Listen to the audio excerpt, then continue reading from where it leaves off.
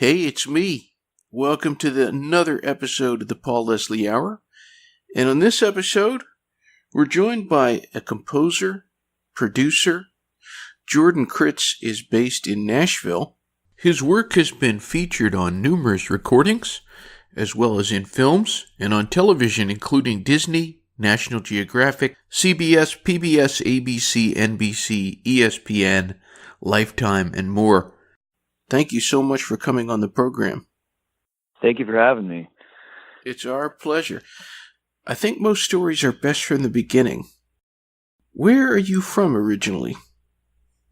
Yeah, I'm from Fort Worth, Texas, and I don't know if you've ever been there, but it's kind of a big small town kind of feel. I have been there, but tell us a little bit about what some of your memories were, especially from a musical standpoint growing up. Yeah, absolutely. Well, my dad was very musical. He grew up doing plays, and then he sang opera as well. And so we grew up, going to the symphony, seeing the Fort Worth Symphony and the Dallas Symphony, and from the classical series to the pop series. So I was always, very, I guess, had a good culture in, kind of several different genres of music growing up, which is really great. And I started kind of picking out songs by ear on the piano, and I was, I think 5 or 6. And then my parents were like, hey, we want to cultivate that. And so I started doing classical piano and guitar really at the age of 5 or 6, and just started doing lessons and kind of learning the technicalities of it and the technique. Yeah. And then just kind of kept going from there. This playing of classical music, was it something that was natural to you? Did you naturally gravitate towards classical music? Not really. My natural inclination was more just kind of playing by ear, more creating compositions, really, in a way, and writing songs. And even though there is that in classical, a lot of the classical that you go to and see is people playing it exactly how a composer wrote it, or how, their take on how they thought the composer meant it to be played. And so in a way, I enjoy that classical style, but really that just gave me a good foundation, I think, to build upon what I'm doing. I always like to create myself. And so that's one of the reasons why I didn't stick with classical. I did classical performance on piano for a while. And one of the reasons I didn't really stay with that was I needed to kind of break out and play kind of things that I've written. So yeah, it had a great effect on me, but I'm more just a writer.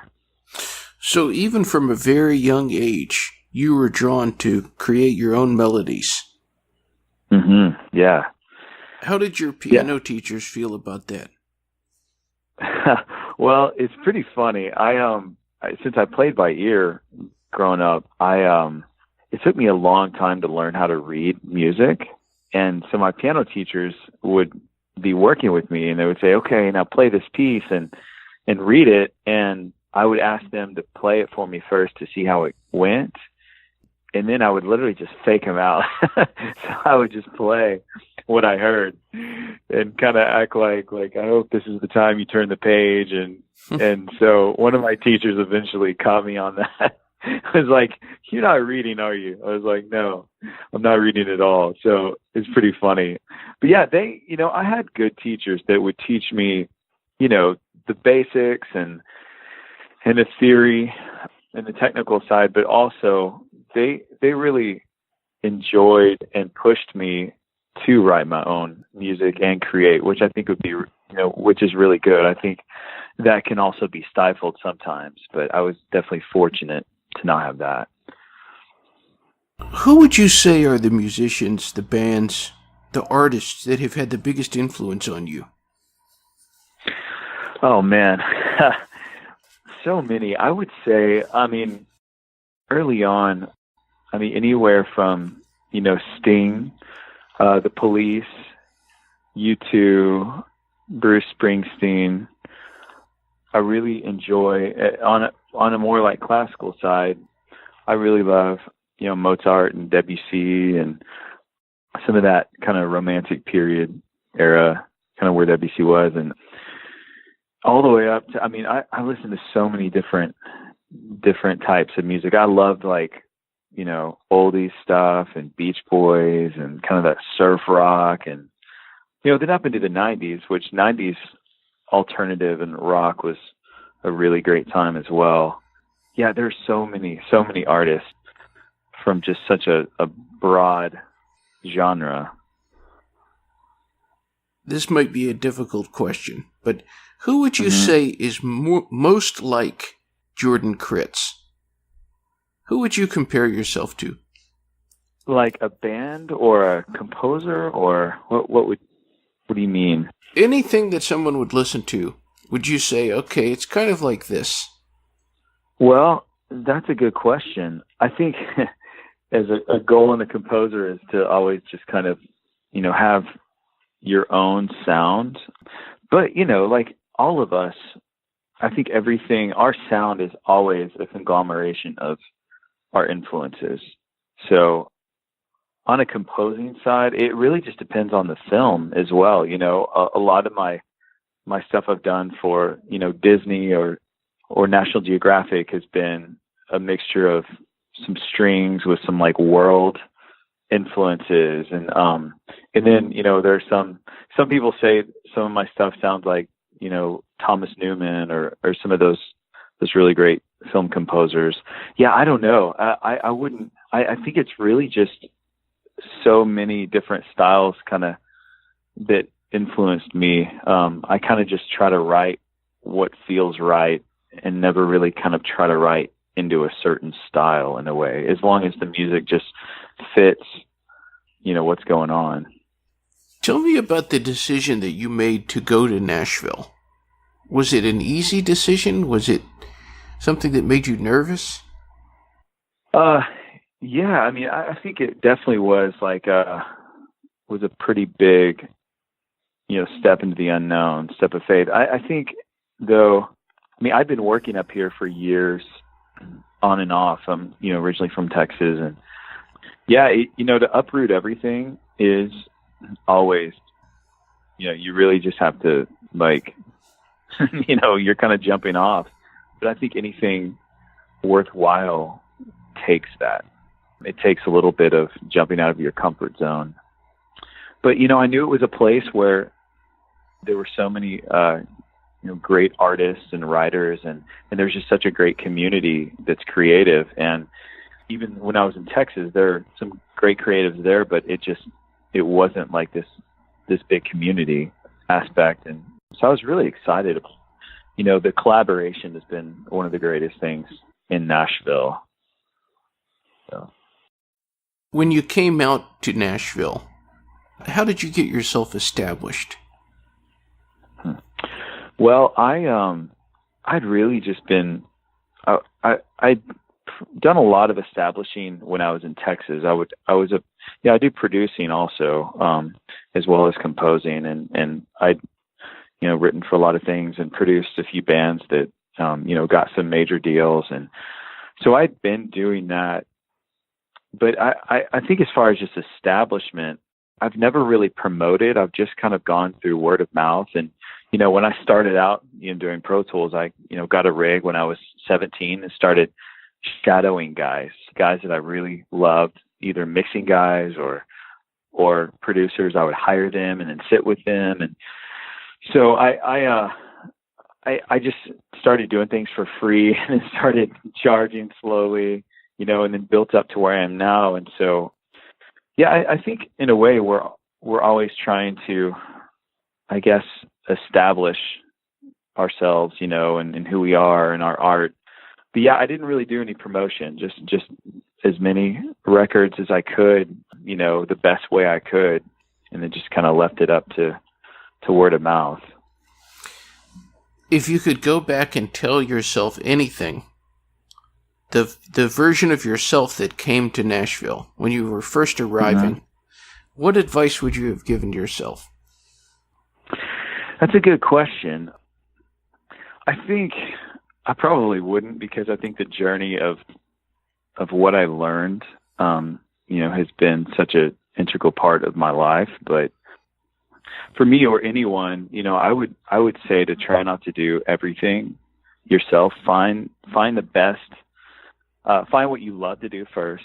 Don't try to do something that you think don't just chase money, or don't just chase the radio or significance in success, but find what you love, and then really find your strengths and get with people that in a collaboration that will kind of fill those holes, and so like if your strength is doing the track and the melodies and the music, get with someone who's an amazing lyricist who you guys will complement each other, and don't try to do it all, just be the best version of yourself.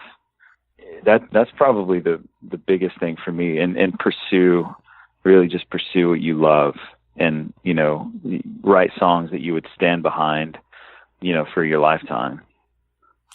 And do you collaborate a lot, like, for example, with a lyricist? I do, yeah. I mean, I write as well, but I'll collaborate with a lot of artists. I do a lot of film and TV work, so it's composing, and then the film and TV more with with songs, with lyrics. And so I'll collaborate with lead singers of bands that want to get more into kind of the film and TV world outside of their sound or their brand. And so I'll write with them, and we'll make a song, and get the right people to pitch it and put it out there. It's really fun. It kind of opens up a new world of creativity as well when you're collaborating, because you're kind of getting outside of your normal. If you have a band and a certain brand, you can get outside of that, and you can say things and do things that you typically wouldn't.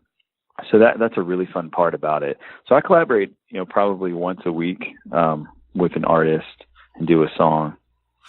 Would you say that you're more at home composing alone? I love composing alone, but I think that if I just did that, it can get pretty lonely, when you're just kind of in your head and you're in the studio. And so I'm definitely grateful to kind of do producing also, and working with artists.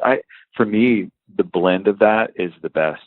And if I just worked with artists, I would want to go back to more composing. So I kind of just go between the two, and that's always really great. And just bringing people into the studio, even when I'm composing, I'll write and then try to use some live string players, and that's always fun, because that, you're not just by yourself the whole time, and you can get some music out and played by other people and get the power behind it. When you're creating some of these recordings, like, for example, the things that have appeared in Disney, National Geographic, some of these network television productions, mm-hmm. Is it usually a melody that already has been created by you, or is it something that you're making on assignment? Yeah, well, those two things specifically were completely different. So sometimes, a director will come to you and say, hey, I want you to see our film, basically, and they'll have some temp music or a vibe, and you'll figure out where the music needs to be, and you'll spot the session, and then you'll literally just write you'll write to film. And then sometimes I'll just write songs for licensing, songs that I love and melodies I love. So with the National Geographic one, they had a movie called Before the Flood come out, and it had Leo DiCaprio in it and a few others, and it was the big climate change movie. And they ended up using one of my songs that had already been done for their trailer. And then they also used some of the music that I'd already done in the actual movie. But the composers from that one were Trent Reznor and Atticus Ross, who were amazing composers. So they just kind of, dropped my stuff in. But then the Disney thing, they said, hey, we want you to write to it. So, it's just really completely different ways of going about it. And it's really just different for the project. Would you say that you do more of one than the other? Yeah, I would say people license my music for things more than I do custom work. So I'll just, every few months I'll just write. I'm constantly writing, so I just write melodies I love and songs I love, and then we'll have them for licensing. And so that's most of what I do. But I really enjoy the custom work when it comes, but it's definitely less than, just licensing the songs that are already there. What does it feel like for you when you're watching a movie, or you flick on the television and you're watching a scene, and then all of a sudden you hear it, you can't mistake it, that's your work? Oh yeah, it's an amazing feeling. I think what we all try to accomplish is just the work not necessarily standing alone, but the work bringing power to whatever you're watching, and when that fits, it's pretty amazing. And it's like art really is greater than ourselves. And so it's that moment to where you're creating and you're just throwing stuff around and trying out melodies, and somehow something clicks, and, you do a few tracks together that create something that you never would have thought before. And it is powerful, and I think that's how you can really enjoy it from a listener standpoint as well, because you were just kind of a birth giver and not necessarily, I didn't create, the 12-tone scale. I'm really just kind of moving things around and finding different melodies, and then sometimes it just clicks and it just works perfect with the scene. And there's really nothing like it. Honestly, that feeling is what keeps me going with this. It's one of the best. Not having necessarily anything to do with making a living or profit, if you could do any artistic endeavor, what is something that you're aspiring or dreaming to do that you haven't done yet? I would love to keep putting out these songs and it grow to a point where I could go play some live shows, like go on tour, and just go and have team up with different symphony orchestras and have a night to play the songs live. There's just nothing like, being in a room, feeling the power of live players. That's something that I would love to do. To perform with a symphony? Mm-hmm. Yeah. Wow. I could imagine a lot of these pieces that you've composed, how exciting they would be to hear live.